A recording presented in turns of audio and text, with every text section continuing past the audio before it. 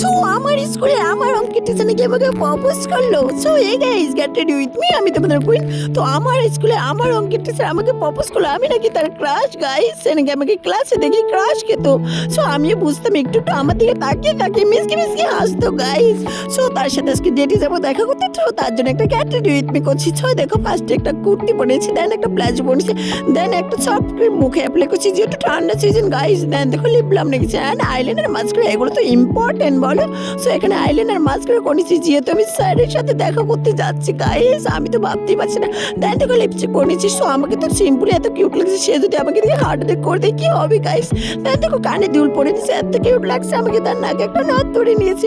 So গলাতে একটা simple ভাবে চেন পরেছি, আমি সিম্পল স্টাইলে যাচ্ছি গাইস। সো দেখো একটু কপালে টিপ পরেছি, কপালে টিপ তো পরতে হবে যেহেতু আমরা বাঙালি।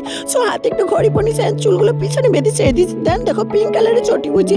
সো চটি পরে আমি কয়েকটা ছবি তুলছি যেহেতু ছবি তুলতে হবে গাইস, হিস্ট্রি লাগাতে হবে না। দেন দেখো পারফিউম লাগছে, পারফিউম তো লাগাতেই হবে। সো স্যারের সাথে দেখা করতে যাওয়ার জন্য আমি পুরোপুরি রেডি আছি। আমাকে কেমন লাগছে কমেন্টে জানিও, টাটা।